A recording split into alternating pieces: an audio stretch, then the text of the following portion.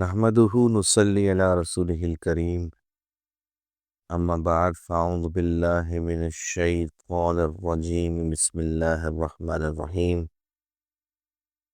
رب اشرح لي صدري ويسر لي امري واحلل عقدة من لساني يفقهوا قولي واجعل لي وزيرا من اهلي آمين يا رب العالمين۔ سورہ آل عمران کی آیت نمبر 130 سے آج کی نشست کا آغاز ہے۔ فرمایا گیا یا ایھا الذین آمنوا لا تأکلوا الربا اضعافا مضاعفا واتقوا اللہ لعلکم تفلحون۔ اے ایمان والو، دگنا چگنا سود نہ کھاؤ اور اللہ سے ڈرو تاکہ نجات حاصل کر سکو۔ سود مرکب یعنی کمپاؤنڈ انٹرسٹ کا ذکر ہو رہا ہے یہاں۔ ہمارے ہاں آج کل ایسے بھی سود خورے موجود ہیں جو بہت زیادہ شرح پر لوگوں کو قرض دیتے ہیں اور ان کا خون چوس جاتے ہیں۔ اچھا، لیکن اب سوال یہ پیدا ہوتا ہے کہ یہاں اس وقت غزوہ احد کے حالات کے دوران سود خوری کی مذمت کیوں کی جا رہی ہے؟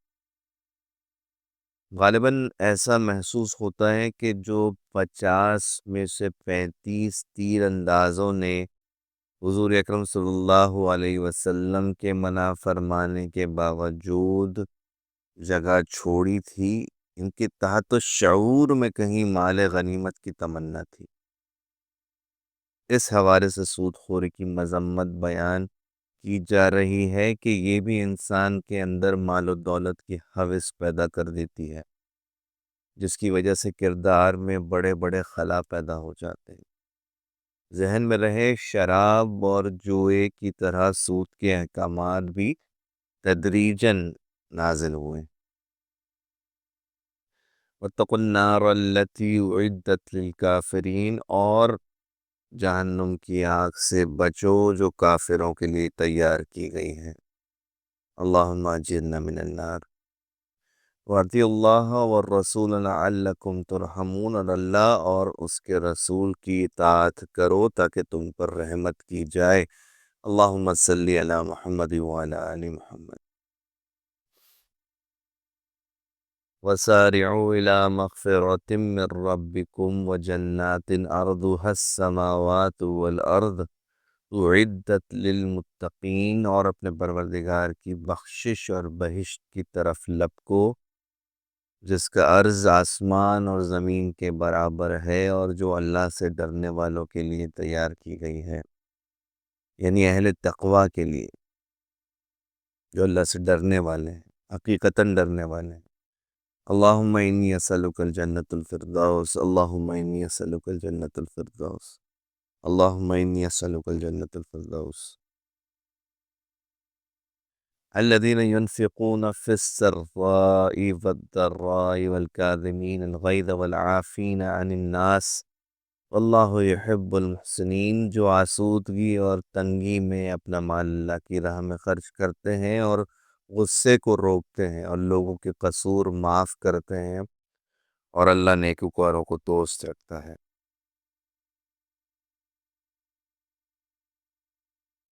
یہاں بھی کمپیریزن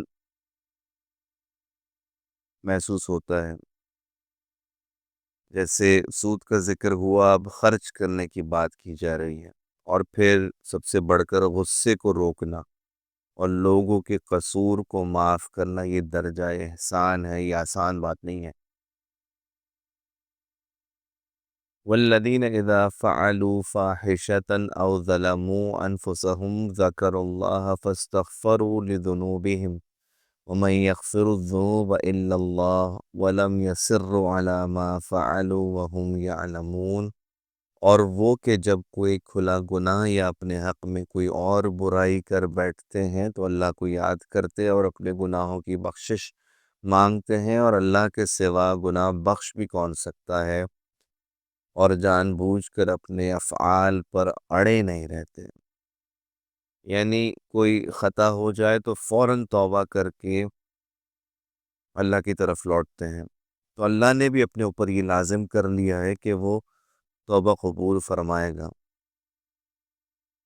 توبہ کی توفیق بھی کس کو ملتی ہے؟ جس کے لیے آسمانوں میں مغفرت کے دروازے کھل جاتے ہیں، اسی کو توبہ کی توفیق ملتی ہے، یہ بات یاد رکھیے گا۔ مگر ایسا نہیں ہے کہ گناہ کرتے چلے جا رہے ہیں کہ موت کے آنے پر توبہ کر لیں گے، وقت کہاں ملے گا بھائی؟ ایسی توبہ توبہ نہیں ہوتی۔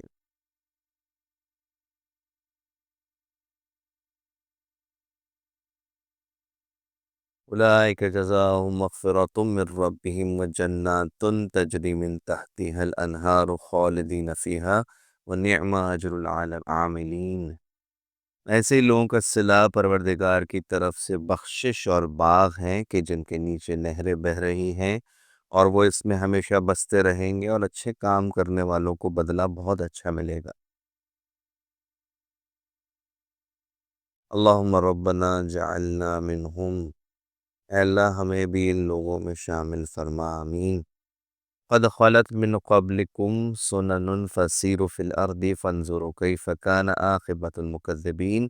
تم لوگوں سے پہلے بھی بہت سے واقعات گزر چکے ہیں، تو تم زمین میں سیر کر کے دیکھ لو کہ جھٹلانے والوں کا انجام کیسا ہوا۔ یہ قریش کے تجارتی قافلے جب نکلتے تھے تو راستے میں قوم سمود کا مسکن بھی آتا تھا، قوم لوط کی وہ بستی جہاں لوط علیہ السلام نے تبلیغ کی تھی وہ بھی آئی تھی۔ تو ان کھنڈرات سے عبرت حاصل کرو کہ ان کے ساتھ کیا کچھ ایسا ہوا۔ ھذا بیان للناس وہدی وموعظۃ للمتقین، یہ قرآن لوگوں کے لیے بیان صریح اور اہل تقوی کے لیے ہدایت اور نصیحت ہے۔ یہ وضاحت لوگوں کے لیے ہدایت ہے۔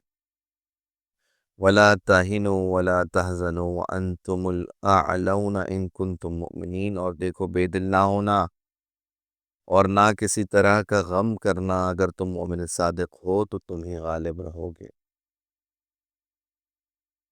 دیکھیں یہ بہت اہم آیت ہے، یہ اللہ کا پختہ وعدہ ہے کہ آخر میں فتح تمہاری ہی ہے اگر تم ایمان والے ہو۔ اور یہ ہم سب کے لیے دعوت فکر بھی ہے کہ آج جو ہم دنیا بھر میں ذلیل و رسوا ہو رہے ہیں وہ نتیجتاً حقیقی ایمانی سے محرومی ہے۔ جس ایمان کو ہم کلیم کرتے ہیں وہ ایک محض عقیدہ بن کے رہ گیا ہے، کنوکشن والا ایمان کہاں ہے؟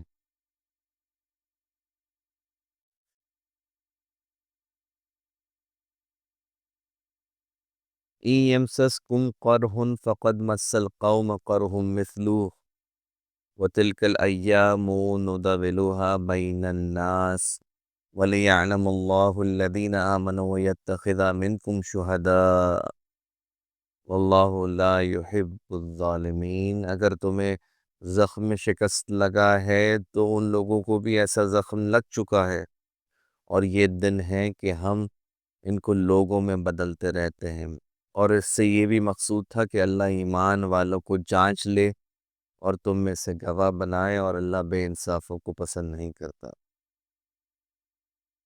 دیکھیں غزوہ احد کی چوٹ بہت بڑی تھی، بہت گہری تھی۔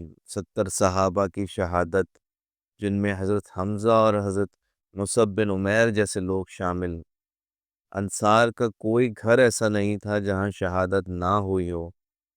یہاں ہی اہل ایمان کی دلجوئی کی جا رہی ہے کہ اتنے دل گرفتہ نہ ہو۔ 1 سال پہلے ان کے 70 سردار تم نے ہی مارے تھے بدر کے اندر۔ وَلِيُمَحِّصَ الَّذِينَ آمَنُوا وَيَمْحَقَ الْكَافِرِينَ، اور یہ بھی مقصود تھا کہ اللہ ایمان والوں کو خالص بنا دے اور کافروں کو نابود کر دے۔ دیکھیں انصار مدینہ کی آزمائش ابھی مطلوب تھی، یہ نئے نئے ایمان لائے ہیں، ان میں کچھ پختہ ایمان والے ہیں، کچھ کمزور ہیں، اور کچھ منافق ہیں۔ اللہ چاہتا ہے کہ اگر کوئی کچا ہے تو وہ ابھی سے کٹ جائے، کیونکہ آگے جا کے ایک بہت مضبوط ٹیم بننی ہے جس نے دنیا پہ راج کرنا ہے۔ عبداللہ بن ابی اور اس کے 300 ساتھیوں کا پردہ یہیں احد میں چاک ہو گیا۔ ورنہ اصلیت کیسے ظاہر ہوتی؟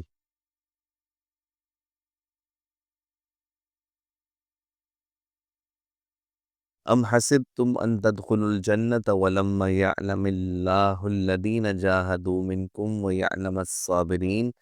کیا تم یہ سمجھتے ہو کہ بے آزمائش جنت میں جا داخل ہوگے، حالانکہ ابھی تو اللہ نے تم میں سے جہاد کرنے والوں کو تو اچھی طرح معلوم کیا ہی نہیں، اور یہ بھی مقصود ہے کہ وہ ثابت قدم رہنے والوں کو معلوم کرے۔ گویا ابھی عشق کے امتحان اور بھی ہیں، ابھی کہا بھائی اتنا آسان نہیں ہے۔ وَلَقَدْ كُنْتُمْ تَمَنَّوْنَ الْمَوْتَ مِنْ قَبْلِ أَنْ تَلْقَوْهُ فَقَدْ رَأَيْتُمُوهُ وَأَنْتُمْ تَنْظُرُونَ، اور تم موت یعنی شہادت کے آنے سے پہلے اس کی تمنا کیا کرتے تھے، سو تم نے اس کو اپنی آنکھوں سے دیکھ لیا۔ یہاں روئے سخن ان لوگوں کی طرف ہے جو نئے نئے ایمان لائے ہیں، خاص طور پر ان نوجوانوں سے تبصرہ ہے جنہوں نے کہا تھا کہ ہمیں تو بس شہادت چاہیے۔ اب اب تم نے موت دیکھ لی ہے، تو یہ ہے موت جسے یقیناً انسان اتنی آسانی سے قبول نہیں کرتا۔ بارک اللہ لی ولکم فی القرآن العظیم ونفعنی وإیاکم بالآیات و ذکر الحکیم۔